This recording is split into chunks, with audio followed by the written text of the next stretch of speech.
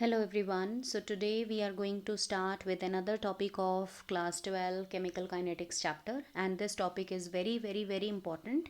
As you can see, the topic is rate integrated expression for zero order reaction and its half life. तो आज हम ये study करने वाले हैं। हम ज़ीरो ऑर्डर रिएक्शन का रेट इंटीग्रेटेड एक्सप्रेशन भी निकालेंगे और उसके बाद उसका हाफ लाइफ पीरियड भी हम निकालेंगे और ये भी सीखेंगे कि हाफ लाइफ होता क्या है। ठीक है, लेकिन सबसे पहले क्वेश्चन आता है कि रेट इंटीग्रेटेड एक्सप्रेशन हम पढ़ क्यों रहे हैं। देखो, जब हमने ये चैप्टर शुरू किया था तो हमने ये पढ़ा था कि जब भी हम रेट ऑफ अ रिएक्शन पढ़ते हैं उसको फाइंड आउट करने के हमारे पास टू वेज हैं। एक होता है average rate of a reaction और दूसरा जो रेट ऑफ रिएक्शन होता है वो है instantaneous rate of a reaction. ठीक है, अब एवरेज रेट का मतलब क्या होता है कि हमारे पास एक गिवन टाइम इंटरवल होगा। जैसे सपोज हमने रिएक्शन शुरू किया when the time was t1। ठीक है, ये एक इनिशियल टाइम है और हम उस रिएक्शन को प्रोसीड करते गए जब तक कि हमारा टाइम t2 हो गया। ये हमारा फाइनल टाइम है। ठीक है, तो जब टाइम t1 है, लेट अस सपोज उस वक्त जो रिएक्टेंट का मोलर कंसंट्रेशन है वो r1 है और जो रिएक्टेंट का t2 पर मोलर कंसंट्रेशन है वो कितना है, r2 है। तो इस पर्टिकुलर टाइम इंटरवल में कितना रिएक्टेंट रिएक्ट कर चुका है या कितना प्रोडक्ट बन चुका है वो हमें एवरेज रेट दे देगा। ठीक है, तो हम इनका डिफरेंस फाइंड आउट करेंगे। That is final molar concentration of reactant divided by initial molar concentration of reactant divided by final time minus initial time. ठीक है, तो जो ये एक्सप्रेशन है ये एवरेज रेट का है। लेकिन इंस्टेंटेनियस रेट का मतलब क्या होता है कि आपको एक पर्टिकुलर टाइम इंटरवल नहीं दिया होगा। ऐसे नहीं होगा कि इतने समय पर रिएक्शन शुरू हुआ और इतने पर ख़त्म हो गया।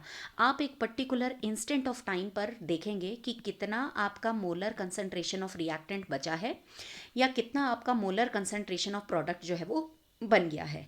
अब इसको फाइंड आउट करना इजी नहीं होता है क्योंकि आपको पहले ग्राफ प्लॉट करना है, time on the X axis and molar concentration. Later से हम रिएक्टेंट को ढूंढ रहे हैं तो reactant on the Y axis.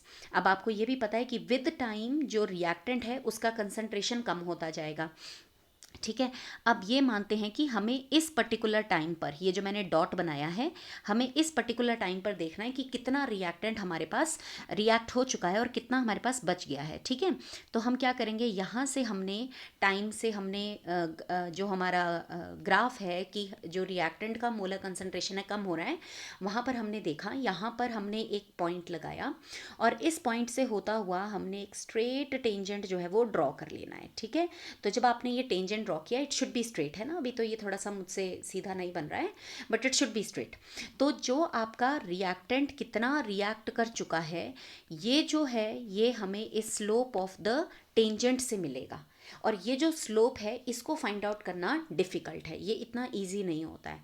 तो मतलब इंस्टेंटेनियस रेट ऑफ जो रिएक्शन होता है उसको फाइंड आउट करना डिफ़िकल्ट होता है क्योंकि वो हमें मिलता है स्लोप ऑफ टेंजेंट से और स्लोप ऑफ टेंजेंट को हम बहुत ईजीली फाइंड आउट नहीं कर सकते हैं।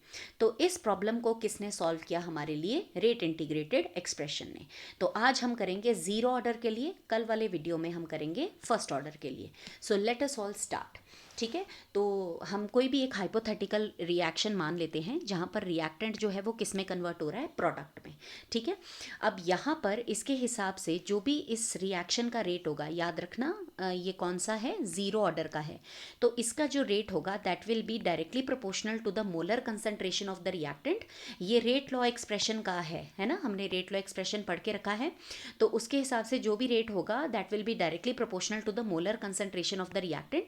और क्योंकि ये एक ज़ीरो ऑर्डर का रिएक्शन है it will be raise to the power zero. अगर मान लीजिए ये फर्स्ट ऑर्डर का रिएक्शन होता तो molar concentration of the reactant would be raise to the power one. अगर ये सेकंड ऑर्डर का होगा तो it would be raise to the power two. क्योंकि आज हम ज़ीरो ऑर्डर पढ़ रहे हैं तो it will be raise to the power zero. ठीक है, अब हम ये प्रोपोर्शनैलिटी को हटाएंगे। आपको पता है प्रोपोर्शनैलिटी हटाते हैं तो हम कोई कांस्टेंट लगाएंगे और अब जो ये कांस्टेंट होगा ये होगा k and this is the rate constant. ये क्या है, रेट कांस्टेंट है into the molar concentration of reactant raise to the power zero. And you all know it very well that anything which is raise to the power zero is nothing but one. तो यहाँ पर molar concentration of reactant is raise to the power zero, मतलब ये किसके equal है, ये one के equal है। तो यही जो हमारा एक्सप्रेशन है ये किसके इक्वल आ गया, that is r is equal to k। अब हम क्या करते हैं, ये आ गया हमारा रेट लॉ एक्सप्रेशन के हिसाब से। अब हम क्या करेंगे, ये जो रेट है इसे हम डिफरेंशियल फॉर्म में लिखेंगे, मतलब इसे हम डिफरेंशियल रेट लॉ में कन्वर्ट करेंगे। That is minus D into molar concentration of reactant bye D T. अब ये डी का मतलब यहाँ पर क्या है, it is that instantaneous in a very very small interval of time. तो यहाँ पर डी का मतलब होता है, आपने पढ़ के रखा है ना average rate, when the change in time approaches zero, so delta T will become D T. ठीक है, तो ये जो डी होता है that is very very small change in the interval of time. ठीक है, that will be equal to K. Now let us all do little bit of rearrangement. So this above equation I can also write it as minus dr is equal to k into dt. Now let us multiply both the sides of the equation by minus 1. So this minus and this minus will become plus, so this will become dr, and over here it is minus multiplied by positive, so this will be minus k dot dt. Now let us do the integration of both the sides. So integrating both the sides, what do we get? Integrating dr, okay, is equal to minus k. k is a constant, तो constants का integration नहीं होता है, और minus sign मैंने पहले ही बाहर निकाल लिया है। इंटीग्रेटिंग dt, ठीक है, तो इंटीग्रेशन और ये डिफ्रेंसिएशन कैंसिल हो जाता है। Let us solve it over here only. So ये हमारे पास रह गया r, और यहाँ पर भी ये माइनस के तो एज इट इज़ रह जाएगा, कांस्टेंट है, और ये इंटीग्रेशन और डिफ्रेंसिएशन कट हो गया, ये हो गया t प्लस। अब क्योंकि हमने इंटीग्रेट किया दोनों साइड्स को, हमें एक कांस्टेंट को इंट्रोड्यूस करना है i, और ये जो i है this is constant of integration. ठीक है, अब हम इस इक्वेशन को मार्क कर लेते हैं एज इक्वेशन नंबर 1। ठीक है, नाउ लेट अस सपोज कि when time was equal to 0 second, ठीक है, अभी रिएक्शन शुरू नहीं हुआ है। 0 सेकेंड का मतलब क्या होता है कि अभी बिल्कुल बिगिनिंग ऑफ द रिएक्शन है, अभी रिएक्टेंट ने रिएक्ट करना शुरू नहीं किया है। तो उस वक्त जो रिएक्टेंट का मोलर कंसंट्रेशन होगा वो तो ओरिजिनल कंसंट्रेशन है, मतलब इनिशियल होगा। जितना आपने लिया है 5 ग्राम है तो 5 ग्राम है, ठीक है, 5 मोल पर लीटर है तो 5 है, 10 मोल पर लीटर है तो 10 है अभी। ठीक है, मतलब अभी कुछ भी उसमें से रिएक्ट नहीं हुआ है। तो जब टाइम 0 है तो आर कितना होगा, आर नॉट होगा। Let us put these two values in equation 1। तो हमारे पास क्या आ रहा है, आर की जगह हम क्या लिख लेंगे यहाँ पर, आर नॉट। ठीक है, तो यहाँ पर मैंने लिख लिया R naught is equal to minus K as it is, और टी की जगह हम क्या लिखेंगे, 0 इंटू 0 प्लस आई। तो ये तो हो गया 0 के इक्वल, तो मतलब R naught is equal to I. तो now what we can do, we can put the value of I in equation 1। आप इक्वेशन 1 में इसकी वैल्यू को लगा सकते हैं। तो आपके पास ये क्या आ जाएगा, देखिए पुट कीजिए वैल्यू को, तो r is equal to minus K plus R naught, हमने ये वैल्यू को लगा लिया यहाँ पर। अब आप इस इक्वेशन को थोड़ा सा ध्यान से देखिए, ये जो इक्वेशन है इस इक्वेशन की हेल्प से हम एक ग्राफ प्लॉट कर सकते हैं, और ये किस हिसाब से आ रहा है, देखिए ये हो गया y, this is equal to mx plus and this is equal to c। अब आप देखिए ये इस इक्वेशन के हिसाब से बन गया ना। तो अब जब आप इसका ग्राफ प्लॉट करेंगे तो y एक्सिस पर आपका क्या आ जाएगा, r, that is molar concentration of reactant, y पर आ गया। x एक्सिस पर क्या आ जाएगा, टाइम, तो ये मैंने टाइम लगा लिया। m का मतलब हो गया स्लोप, स्लोप किसके बराबर आएगा, k के। बट अब क्वेश्चन आता है कि ये पॉजिटिव स्लोप होगा कि नेगेटिव, तो आप ध्यान से देखिए k के आगे जो साइन है वो नेगेटिव में, मतलब ये पॉजिटिव स्लोप नहीं है, ये कैसा स्लोप होगा, नेगेटिव स्लोप होगा, मतलब it will be a slope something like this. तो slope of this graph will be equal to minus K, और ये जो c है दैट इज द इंटरसेप्ट, मतलब यहाँ से ये वैल्यू शुरू होगा, मतलब ये इसका इनिशियल वैल्यू कुछ ना कुछ आएगा, ये इनिशियल वैल्यू को डिनोट करता है। ठीक है, अगर मान लीजिए यहाँ पर कुछ नहीं होता तो ये जो ग्राफ है ये मुझे y एक्सिस से शुरू नहीं करना था, तो मतलब इसका इनिशियल वैल्यू है कुछ ना कुछ, तो ये हमने यहाँ से वैल्यू को पुट कर लिया। सो अभी ये वाले इक्वेशन को दोबारा लिखते हैं। ठीक है, तो क्या हमारे पास इक्वेशन बना, r is equal to minus K T plus R naught, ये हमने ग्राफ बना लिया उसके बेसिस पर। ये ग्राफ बहुत इंपॉर्टेंट है, आपको मल्टीपल चॉइस में पूछा जा सकता है, आपको ड्रॉ करने के लिए आ सकता है, बहुत इंपॉर्टेंट ग्राफ है। ठीक है, अब आप इस इक्वेशन को थोड़ा सा रीअरेंज कीजिए, क्या हो जाएगा, ये molar concentration of R is equal to R naught को पहले ले आए हम, माइनस KT।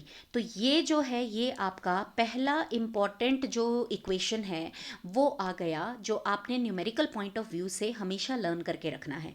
बाकी आपको कोई ज़रूरत नहीं है, but this equation is very very important from your numerical point of view. ठीक है, अब आप इस इक्वेशन को अगर दोबारा से रीअरेंज करेंगे तो मैं अगर इस KT को यहाँ ले आऊँ तो ये प्लस का हो जाएगा, और R को साइड ले जाएँ ये माइनस का हो जाएगा। ठीक है, तो ये क्या हो जाएगा, KT is equal to R0 minus R, molar concentration ध्यान रखेंगे, मैं बोल नहीं रही हूँ। ठीक है, ये हो गया हमारा इक्वेशन। ठीक है, यहाँ पर हो गया। अब आप differential integrated rate law expression से आप रेट कांस्टेंट का वैल्यू निकाल सकते हैं। That is K is equal to R0 minus R divided by T। आप K का वैल्यू निकाल लीजिए, आप इंस्टेंटेनियस रेट को फाइंड आउट कर लेंगे। ठीक है, तो ये हमारा आ गया इक्वेशन, ग्राफ भी हो गया है। ठीक है, अब यहीं से आगे हम कंटिन्यू करते हैं with the second part, that is half life period. ठीक है, हाफ लाइफ पीरियड क्या होता है, और हम आज कर रहे हैं for a zero order reaction. देखिए, हाफ लाइफ पीरियड, पीरियड का मतलब हो गया टाइम, तो इसको हम डिनोट करते हैं T1/2। और हाफ लाइफ पीरियड क्या होता है, it is that time eight which the concentration of the reactant becomes half of its initial concentration। देखिए, ये एक्सप्रेशन जो मैंने लिखा है ये बहुत इंपॉर्टेंट है, ये आपको समझ में आना चाहिए। हाफ लाइफ क्या होता है, हाफ लाइफ नाम से क्लियर हो रहा है, मतलब हाफ टाइम हो चुका है। हाफ टाइम क्या हो चुका है, मतलब ये ऐसा टाइम आ गया है जब आपका रिएक्टेंट का कंसंट्रेशन आपके ओरिजिनल से ठीक कितना हो जाएगा, हाफ हो जाएगा। तो जब आपका रिएक्टेंट ओरिजिनल से हाफ हो जाए, मतलब उस टाइम को आप क्या बोलेंगे, हाफ लाइफ पीरियड। तो आप हाफ लाइफ को ज़ीरो ऑर्डर में जो आपने लास्ट वाला एक्सप्रेशन फाइंड आउट किया वहाँ से फाइंड आउट कर सकते हो, राइट। तो इसीलिए हम इसको साइड बाय साइड करें ताकि आपको रेट इंटीग्रेटेड एक्सप्रेशन भी क्लियर हो जाए और हाफ लाइफ भी। देखिए, हमने लास्ट वाले एक्सप्रेशन को कहाँ पर छोड़ा था, that is K is equal to molar concentration of reactant, that is initial, minus R divided by T। अब आप इसी को थोड़ा सा क्रिस क्रॉस कीजिए, T is equal to R0 minus R, याद रखिएगा ये मोलर कंसंट्रेशन है, डिवाइडेड बाय K। ठीक है, अब हम हाफ लाइफ पढ़ रहे हैं, मतलब time will now be equal to half. ठीक है, मतलब वो अपने हाफ लाइफ पर पहुंच गई है रिएक्शन। हाफ लाइफ पर क्या होगा, जो मोलर कंसंट्रेशन ऑफ रिएक्टेंट है वो अपने इनिशियल के क्या हो जाएगा, हाफ हो जाएगा।